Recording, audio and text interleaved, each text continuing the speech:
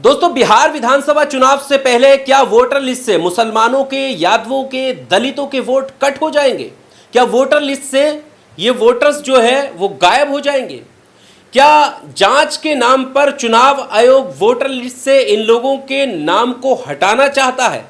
ये बात हम नहीं बल्कि तमाम लोग सोशल मीडिया पर यह सवाल करते हुए दिखाई दे रहे हैं। ये बहुत अहम खबर है दोस्तों, इसको अंत तक देखिए। आखिर ये सवाल क्यों उठने लगे और क्यों ऐसी बात कही जा रही है?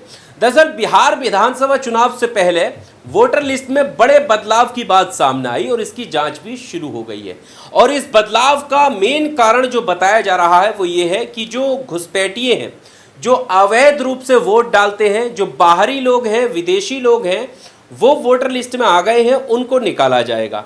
दूसरा, जो शहरीकरण हुआ है, यानी गांव से पलायन करके जो लोग शहर चले गए हैं, उनके शहर में भी वोट हो सकते हैं, गांव में भी वोट हो सकता है, इसलिए उनको भी इस वोटर लिस्ट से हटाया जाएगा। तीसरा पॉइंट एक ये भी बताया जा रहा है कि मृत्यु के बाद सूचना नहीं मिलने पर वोटर लिस्ट में नाम आ जाता है और व्यक्ति जिसकी मृत्यु हो गई है उसका वोट भी आ जाता है, उनको हटाया जाएगा।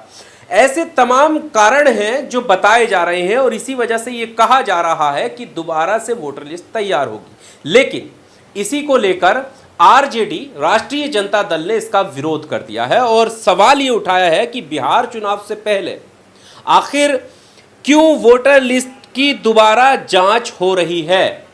अब उन्हें कोई शक है और शक इस बात को लेकर है कि क्या वोटर लिस्ट दोबारा तैयार करने के नाम पर यादव और मुस्लिम बहुल्य के इलाके के वोट काटे जाएंगे? क्या दलित और मुस्लिम इलाकों के वोट काटे जाएंगे? या ऐसी जगहों के, ऐसे इलाकों के, ऐसे बूथों के वोट प्रतिशत ज़्यादा काटा जाएगा जहां पर बीजेपी का कम वोट प्रतिशत है? ये तमाम सवाल है। और ये सवाल क्यों उठ रहे हैं? ये सवाल इसलिए उठ रहे हैं, अभी हम आपके सामने ये भी रखेंगे कि आरजेडी ने इस मामले को लेकर क्या कहा है। लेकिन उससे पहले आपको बता दें, 2024 के लोकसभा चुनाव से पहले वोटर लिस्ट में बदलाव हुआ था। जगह जगह जाकर ये पता करके वोटर लिस्ट को तैयार किया गया था कि किसका वोट आना चाहिए, किसका वोट नहीं आना चाहिए। लेकिन न्यूज़ लॉन्ड्री ने जो रिपोर्ट सामने रखी वो हैरान करने वाली थी। और वो इसलिए हैरान कर रही थी कि क्या ये महज एक इत्तेफाक है? क्या ये एक इत्तेफाक है कि जहां पर सबसे ज़्यादा वोट काटे गए वहां पर जो वोटर्स की संख्या है वो दलित और मुसलमानों की है? जहां पर जो सबसे ज्यादा वोट काटे गए वहां पर पिछले चुनावों में भारतीय जनता पार्टी को कम वोट मिले थे? क्या जहां पर जो वोट काटे गए हैं वहां पर यादव और मुसलमान बहुल्य बूथ है? ये फर्रुखाबाद का मामला है, मेरठ का मामला सामने आया, इसके बाद में हापुड़ का मामला सामने आया जहां से 50% से ज़्यादा वोटर्स जो हैं वो दलित और मुस्लिम हैं।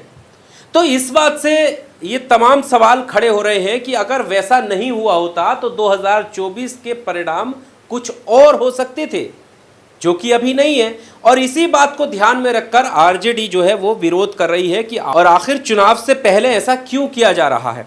देखिए, मंगनी लाल मंडल ने पटना में पत्रकारों से बातचीत में कहा कि इस विशेष अभियान के जरिए भाजपा और जेडीयू को फायदा पहुंचाने के साथ ही गरीब और वंचितों को मतदान से वंचित रखने की साजिश रची जा रही है।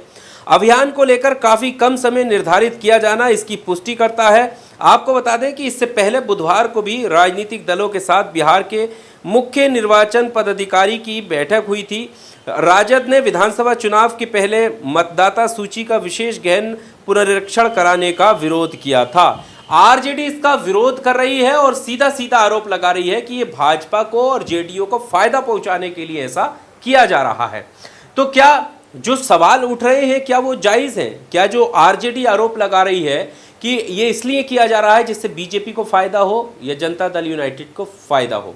और हमने आपको बताया, इस पर ध्रुव राठी ने एक वीडियो भी बनाया था और न्यूज़ लॉन्ड्री की जो रिपोर्ट थी उसका हवाला देते हुए फैक्ट सामने रखे थे, क्योंकि न्यूज़ लॉन्ड्री ने घर घर जाकर के सर्वे किया था, पता लगाया था किन किन का वोट कटा था और कहां से वो कितने प्रतिशत वोट कहां से कटे थे।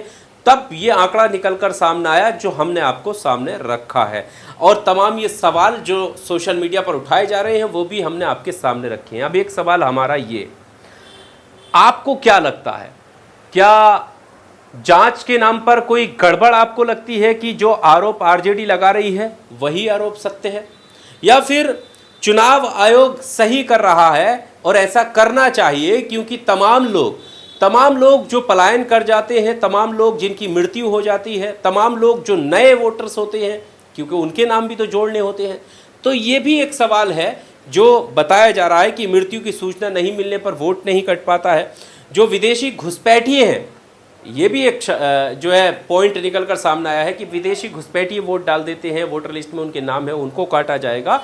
लेकिन वहीं से सवाल ये भी उठ जाता है कि आखिर विदेशी घुसपैठिए है कौन, आ कैसे गए और बिहार में कैसे आ गए, सीमा पार करके कैसे आ गए, कैसे पता लगाओगे कि ये विदेशी हैं, किसका वोट काट पाओगे, ये तमाम सवाल हैं। बहरहाल आपको क्या लगता है इस खबर को लेकर? ये खबर इतनी छोटी तो नहीं है। बहरहाल जो भी आपकी राय है आप कमेंट बॉक्स में अपनी राय ज़रूर दीजिएगा और आपकी राय पर भी एक नया वीडियो हम लोगों के सामने लेकर आएंगे कि कितने लोग इस जानकारी को लेकर, इस सवाल को लेकर क्या क्या अपने अपने ओपिनियन दे रहे हैं। मेरा नाम है आकिल रज़ा और आप देख रहे हैं AR न्यूज़ इंडिया। चैनल को सब्सक्राइब ज़रूर कीजिएगा, वीडियो को लाइक ज़रूर कीजिएगा। बहुत शुक्रिया।